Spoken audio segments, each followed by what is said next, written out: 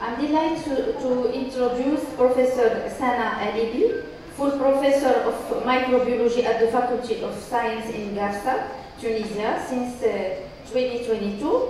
She holds a PhD in biology, co-supervised by the University of Cantabria in Spain, and has received several international awards for her research, with over 40 scientific publications, 2 patents, and active involvement in projects funded by IUF and the Canadian Ministry of International Relations.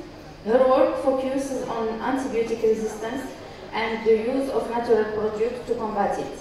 With that, let's open the floor to Professor Alibi, who will take us into the heart of her research with the following presentation: the use of essential oils against multi-drug resistance bacteria, a double-edged sword. The floor is yours, Professor. Thank you, merci beaucoup. Je tiens tout d'abord à vous remercier pour cet accueil agréable et félicitations pour votre congrès, pour la réussite de cet événement. Donc, je suis docteur Alibi, je suis maître assistante en microbiologie à la faculté des sciences de Garsa et je suis également la secrétaire générale de 2 associations, l'association scientifique d'écotoxicologie et aussi la délégation tunisienne de la Renaissance française. Donc, je vais vous parler aujourd'hui de l'utilisation des huiles essentielles contre les bactéries multirésistantes et comment ça pourrait être une arme à double tranchant. Je vais commencer par cet article qui est apparu dans un journal en Belgique et qui parle de 2 cas de décès suite à une infection par une bactérie nosocomiale multirésistante. L'un de ces 2 cas, c'était mon oncle qui est décédé en 2015. Et c'était la cause pour laquelle j'ai commencé à travailler sur les huiles essentielles sur les bactéries résistantes. Ce cas ne sera pas le dernier, comme d'après l'Organisation mondiale de la santé, des personnes immunocompétentes vont décéder à la suite des infections simples, comme une infection urinaire ou bien une otite, à cause des bactéries pour lesquelles on ne trouve aucun antibiotique efficace. Les médecins sont en train de passer d'un profil de bactéries comme ça sauvage, qui est sensible à plusieurs antibiotiques, à ce profil de bactéries multirésistantes, et actuellement des bactéries extrêmement résistantes aux pan-resistant bactéries. Donc, aucun antibiotique ne donne un effet sur ces bactéries-là. Aussi, d'après l'OMS, d'ici 2050, la résistance aux antibiotiques serait la première cause mondiale de décès après les accidents de la route et les cancers.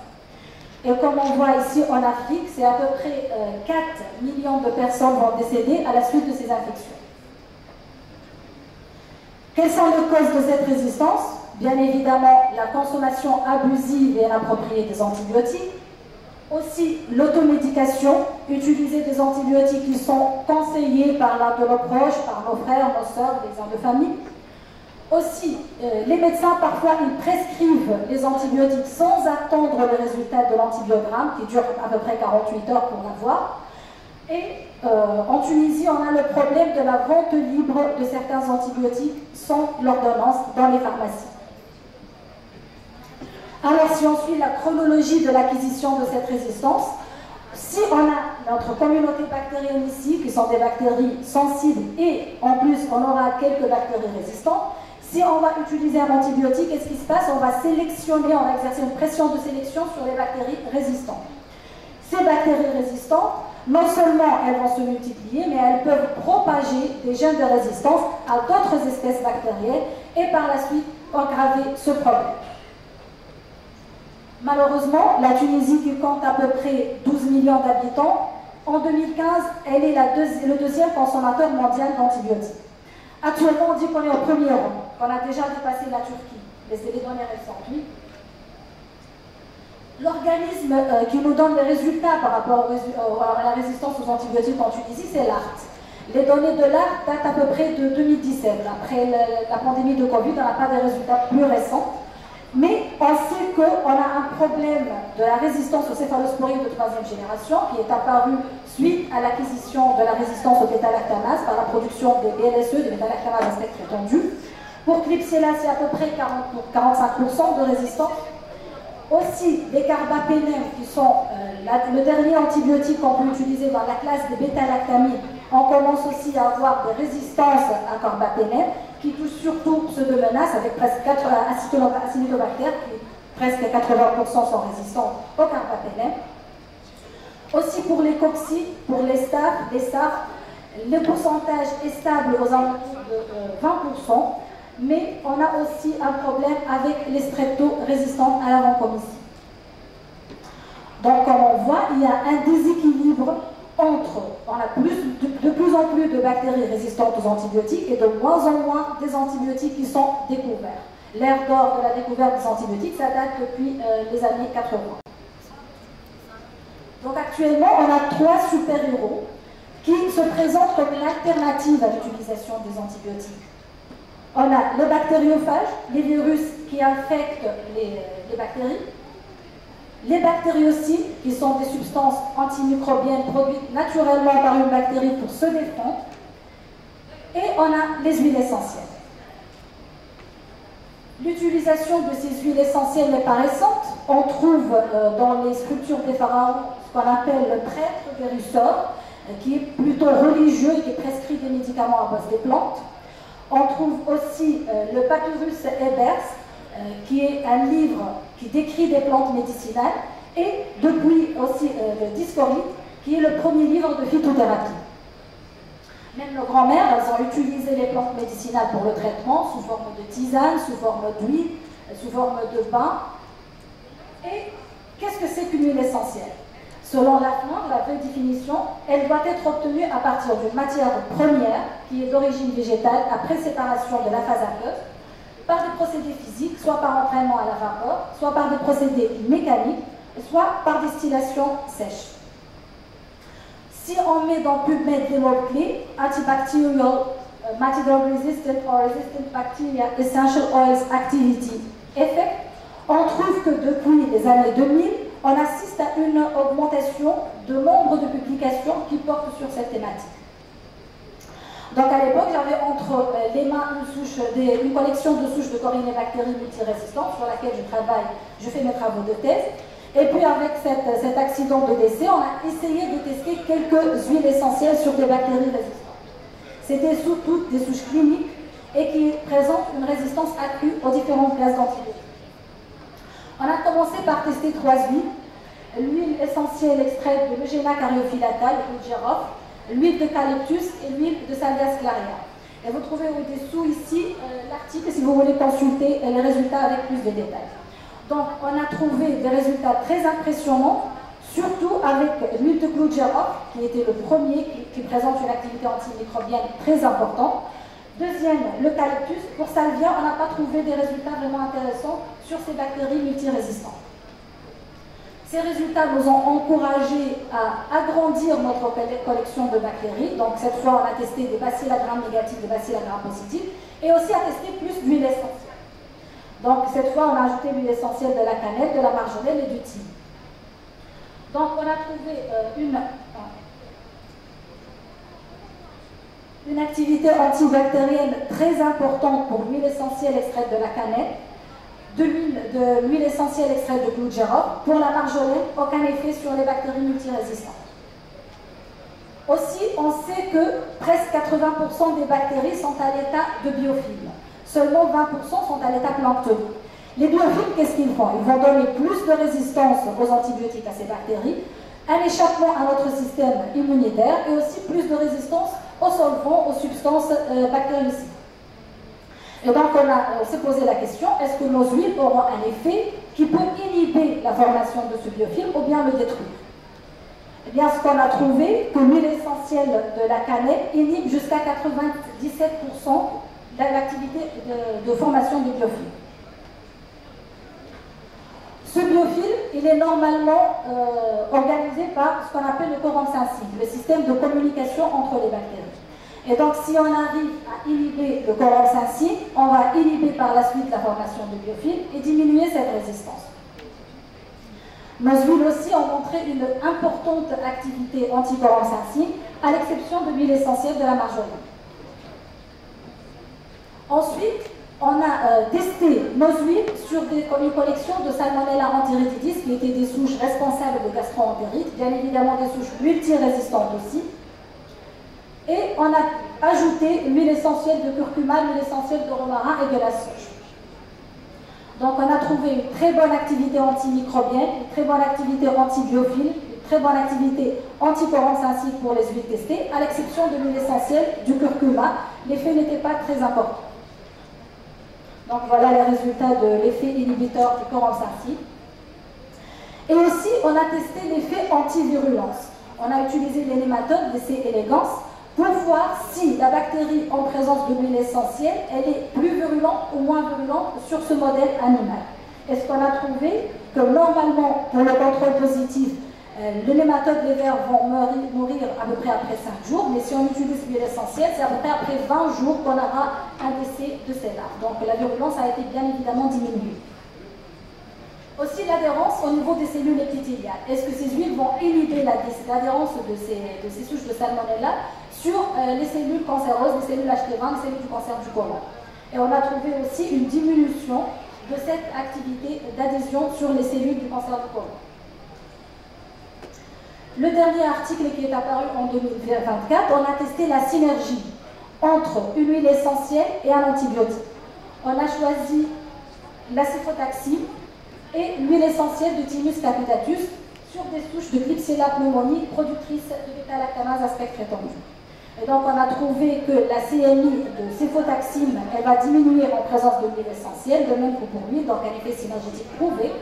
Et aussi, elle a modifié la courbe de croissance des bactéries.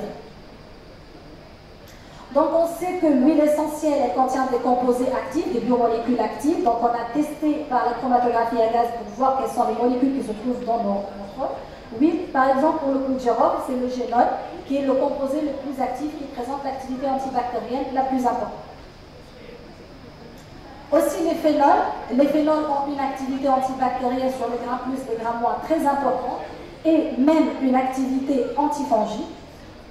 Pour les acides phénoliques, il y a une activité montrée, prouvée comme consommateur d'aliments, et aussi contre les activités similaires à l'ampicilline pour les souches de coli et de Staphylococcus aureus. Les quinones, ce sont des composés qui donnent la coloration marron aux fruits ou bien la coloration du henné. Normalement, elles sont produites par les plantes pour se protéger, et ces quinones aussi ont une activité très importante contre les bactéries. Les flavonoïdes, bien évidemment, on a trouvé une activité très importante qui inhibe la pompe à efflux chez les grains plus, comme les staphes, et augmente aussi l'effet de la norfloxacine. Les catéchines ont un effet antibactérien prouvé contre plusieurs bactéries, plusieurs bactéries de grains plus et de grains moins, même les plus résistants, une activité antibiophile avec 6 mécanismes d'action différents. De même pour le carvacol et son isomère le thymol, qu'on retrouve dans l'huile de thym, de thym. Les alcaloïdes aussi, ils vont réduire la sécrétion des facteurs de violence Pseudomonas aeruginosa, inhiber la formation de biophiles et interagir aussi avec le système du corancensine. Donc, tous ces molécules avec leur mécanisme d'action ont fait l'objet d'une revue qui est apparue en 2021 dans le journal Antibiotics. Donc, ces composés, ils vont agir soit au niveau de la paroi, soit au niveau du système de captation de fer, les sidérophores, soit au niveau du cytoplasme, de l'ADN, ou bien ils vont interagir avec la formation des biofilms bactériens. Donc si on voit tous ces résultats, on est dans la moitié pleine ou vide du verre. Je pense qu'on est dans la moitié pleine du verre, mais on va passer à la moitié vide. Parce que malgré cet effet prouvé in vitro des huiles essentielles sur les bactéries, il faut faire très attention à cet intervalle thérapeutique.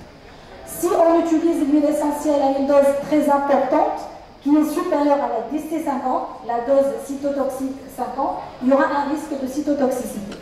Si on réduit la dose au-dessous de la CMI, il y a le risque d'inefficacité.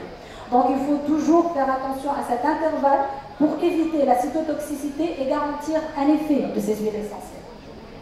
Aussi, il y a le risque d'allergie. La majorité des huiles essentielles causent des allergies, surtout d'expression cutanée. Donc, sur des études qui ont été testées sur 84 716 patients, 15 000 d'entre eux ont montré une allergie vis-à-vis des huiles essentielles. Les sujets à risque sont les sujets qui ont des dermatites atopiques, ou bien les personnes âgées ou les kinésithérapeutes qui utilisent d'une façon abusive ces huiles. Aussi, l'huile de l'arbre de thé a montré d'eczéma de contact allergique chez les patients qui l'ont utilisé pour traiter des dermatoses ou des maladies d'oreille. Les allergies aussi sont dues à l'oxydation spontanée à l'air de certaines huiles, comme l'huile de lavande par exemple. Aussi, l'huile de nigel, l'huile du cumin noir ont provoqué des allergies très graves qui ont provoqué l'hospitalisation, qui a abouti à l'hospitalisation chez certains patients. Deuxième risque, la neurotoxicité. Certaines huiles essentielles ont un effet sur les cellules nerveuses. Et donc, elles peuvent attaquer les organes sensoriels, ils peuvent provoquer de l'épilepsie. Et donc, il faut faire très attention à leur utilisation, à leur mode d'utilisation. Donc, ne jamais utiliser ces huiles par voie orale, de préférence préférer la voie cutanée. Le mode d'administration, la durée aussi de l'administration et la dose. Donc, il faut toujours éviter de les utiliser chez les enfants de moins de 7 ans, chez les femmes enceintes et chez les personnes qui présentent des risques d'épilepsie. Les cétones sont parmi les molécules neurotoxiques qu'on peut les trouver dans les huiles essentielles. De même pour les monoterpènes et les 1,2-cinéols. Parmi les huiles neurotoxiques, on peut citer le menthe poivré, le pin, le cèdre, l'anisvère, l'eucalyptus, sont des huiles essentielles qui peuvent contenir ces molécules ayant un effet sur les cellules nerveuses. Deuxième risque, c'est l'hépatotoxicité. Certaines huiles essentielles peuvent affecter les cellules du foie. Et donc, il faut les éviter chez les personnes qui ont un risque hépatique. Et aussi, il faut toujours les utiliser sur une courte durée et à faible dose. Parmi les huiles hépatotoxiques, on peut citer les phénols, les molécules, les phénols, les pulégols, le menthol, les cinnamaldéhyde, sont des molécules qui se trouvent dans plusieurs huiles essentielles comme l'anisvère, le calolier, le fouloule, et qui peuvent avoir un risque sur le foie. L'effet abortif aussi a été démontré pour certaines huiles. Ce sont des huiles qui miment un peu les hormones, et donc ils peuvent provoquer l'avortement chez les femmes. C'est pour ça qu'ils sont totalement interdites aux femmes enceintes. Les cétones sont parmi les molécules qui ont ce risque abortif. Donc l'eucalyptus, la lavande, les menthes, le persil sont des huiles totalement à éviter en cas de grossesse. La néphrotoxicité aussi est un problème qui peut être causé par les huiles essentielles, surtout en cas de surdosage. Parmi les huiles néphrotoxiques, il y a la menthe, le cyprès, le menthe, le sapin. Ce sont des huiles à éviter en cas d'insuffisance rénale. L'effet cancérigène des huiles essentielles n'a pas été démontré. Mais comme ils ont cet effet hormonomimétique, donc ils peuvent favoriser l'apparition de certains cancers hormonodépendants, comme par exemple le cancer du sein. Donc c'est une liste des huiles qui peuvent être cancérigènes. Donc en conclusion, l'utilisation des huiles essentielles comme un agent antibactérien, c'est une alternative vraiment promoteuse, mais elle a des effets aussi antiviraux, antifongiques, on peut l'utiliser dans la conservation des aliments. Un effet antibiofilm, un effet anticoronsensine a été aussi prouvé. Et on peut utiliser la combinaison des huiles pour restaurer l'activité de certains antibiotiques qui vont agir en synergie. Mais il faut toujours faire attention à l'âge, la dose, la durée de traitement et le mode d'administration de ces huiles. Et il n'existe pas actuellement des études toxicologiques complètes pour une autorisation de mise sur le marché. Il n'y a pas des études qui ont été faites in vivo. Il y a toujours le problème de pharmacocinétique, pharmacodynamique de ces huiles. Où ces huiles vont passer? Est-ce qu'elles sont stables dans notre organisme au niveau de la salive, au niveau de l'estomac? Comment leur excrétion va se faire? Quels sont les organes de stockage? Les risques liés à leur métabolisme? Tout ça, ça reste des limites pour l'utilisation des huiles en clinique. Donc ces travaux ont été faits en collaboration avec l'Université de Cantabria en Espagne, avec l'ITIVAL pour les essais de pathologie, et aussi avec notre unité de recherche, analyse et procédés appliqués à l'environnement à Mahdia en Tunisie. Et merci beaucoup pour votre attention.